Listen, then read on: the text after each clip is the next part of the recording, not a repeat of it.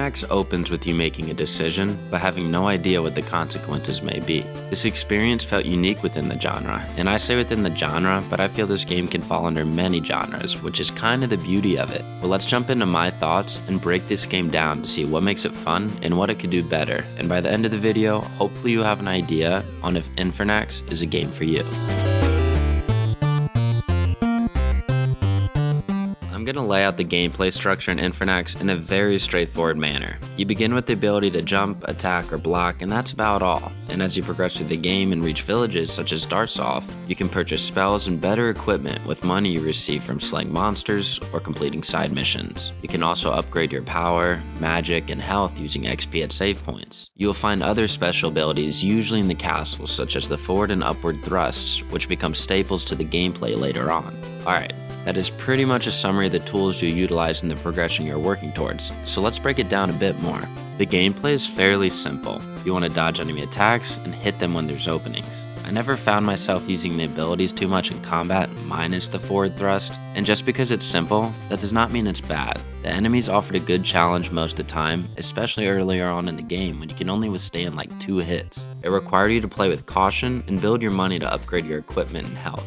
I spent my time always upgrading the health because I seem to get hit a lot and die a lot. Something I enjoyed is the classic vs casual restart. The developers clearly have lots of personality, and I loved having this option each time I died. As much as I wanted to click that casual restart, I refused to the entire game until eventually I caved toward the end of the final castle when I got to the boss and died twice.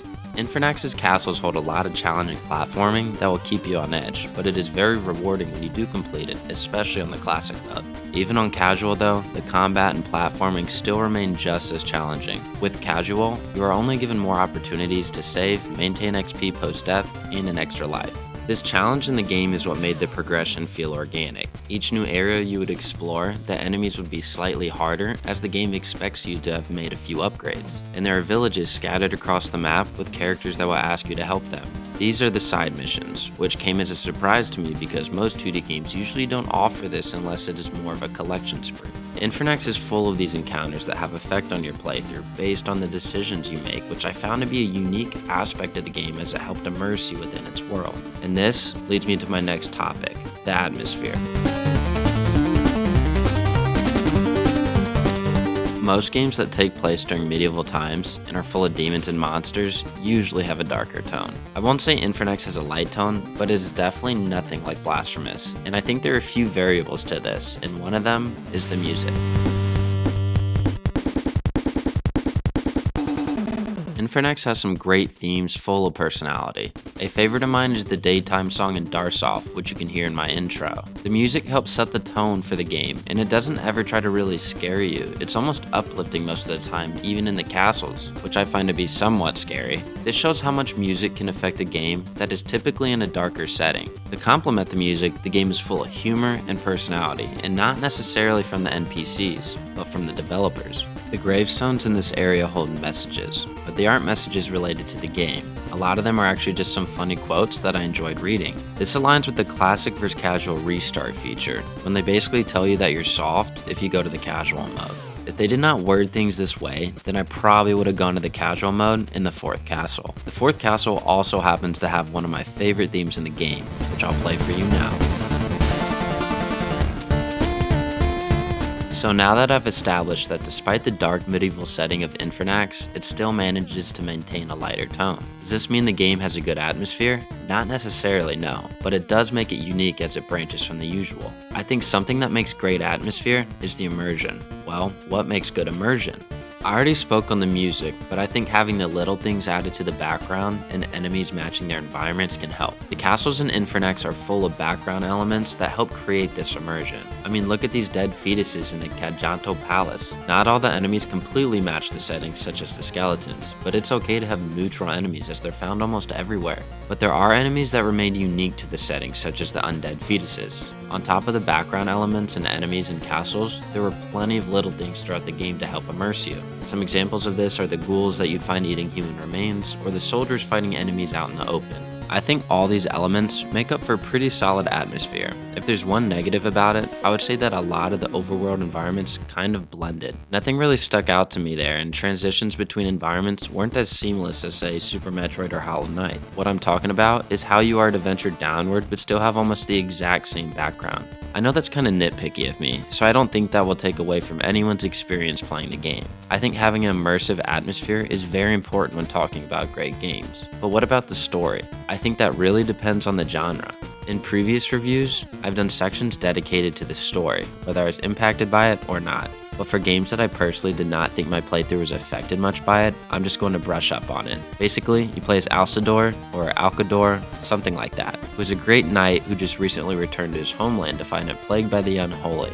You venture on a quest to find the source of the corruption, which is gated behind this door. In order to open this door, you must travel the map and destroy the monsters within the castles. That's the gist of what I got out of the story. The reason I do not weigh story too much within this genre or genres is because I feel these games also don't depend on its storytelling to make a great experience. Look at Hollow Knight. I think it has a wonderful but cryptic story, and most of it is told indirectly through its setting, not through basic storytelling. Therefore, I would almost place that more in the atmosphere category than the story. The point to this is that Infernax has a fairly basic but fun story that will not hinder your playthrough. But if you are like me and looking for a challenge in imposing monsters, then this final category will definitely be of interest to you.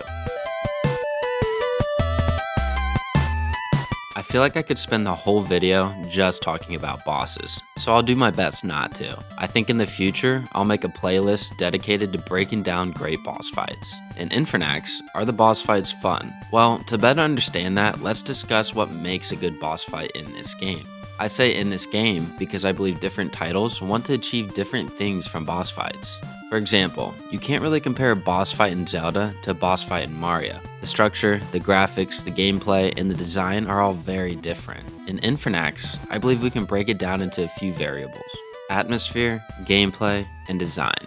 Some things that help build atmosphere in a boss fight are cutscenes and environmental clues to what you're about to face.